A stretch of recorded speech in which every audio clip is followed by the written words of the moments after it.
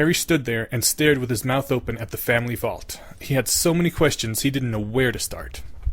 From just outside the door of the vault, McGonagall watched him, her eyes intent. Well, that made sense.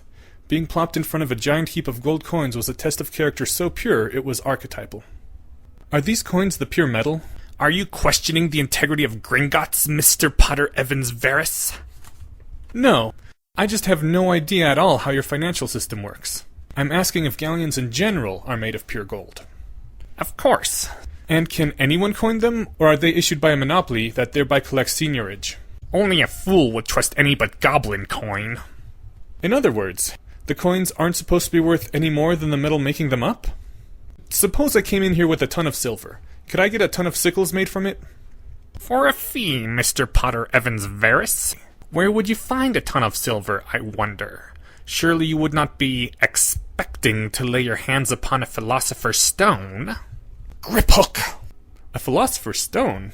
Perhaps not, then.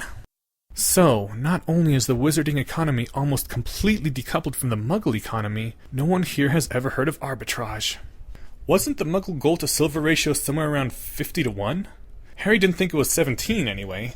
Bring in a ton of silver, change to sickles, change the sickles for galleons, take the gold to the Muggle world, exchange it for more silver than you started with, and repeat.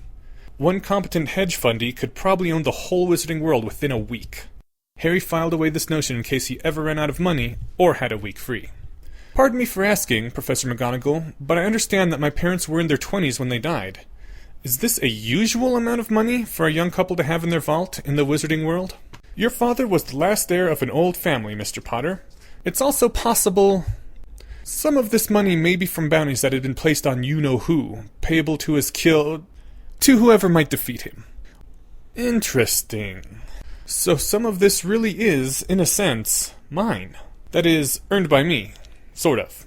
That makes me feel less guilty about spending a very tiny fraction of it. Don't panic, Professor McGonagall! Mr. Potter! You are a minor, and as such, you will only be allowed to make reasonable withdrawals from... I'm all about reasonable. I am totally on board with fiscal prudence and impulse control. But I did see some things on the way here which would constitute sensible, grown-up purchases. Trunks whose insides hold more than their outsides? I'm sure that when I'm an adult I'll want one. And I can afford one. It would make just as much sense to buy it now instead of later and get the use of it right away, wouldn't it? It's the same money either way. And just what would you keep in a trunk like that, Mr. Potter? Books.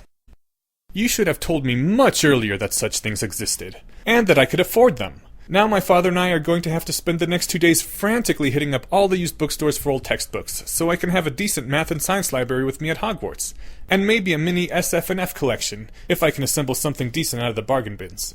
Or better yet, I'll make the deal a little sweeter for you, okay? Just let me buy... Mr. Potter! You think you can bribe me? What? No! Not like that! I'm saying Hogwarts can keep some of the books I bring, if you think any of them would make good additions to the library. I'm going to be getting them cheap, and I just want to have them around somewhere or other. It's okay to bribe people with books, right? I fear I cannot deny the logic of your words, though I very much wish I could. I will allow you to withdraw an additional 100 galleons, Mr. Potter. I know that I will regret this, and I am doing it anyway. That's the spirit. And does a mokeskin pouch do what I think it does? It can't do as much as a trunk, but a mokeskin pouch with a retrieval charm and undetectable extension charm can hold a number of items until they are called forth by the one who emplaced them. Yes, I'll definitely need one of those too. It's like the super belt pack of ultimate awesomeness. Batman's utility belt of holding. What do you say, Professor McGonagall? It's in the best of all possible causes. Fine, you may withdraw another 10 galleons.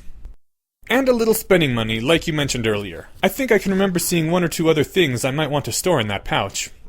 Don't push it, Mr. Potter.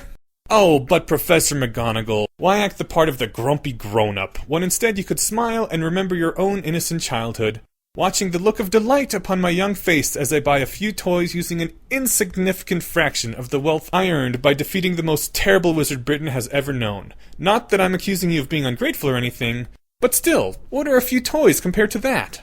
There was a look on her face so fearsome and terrible that Harry squeaked and stepped back, knocking over a whole pile of gold coins with a great jingling noise and sprawling backwards into a heap of money.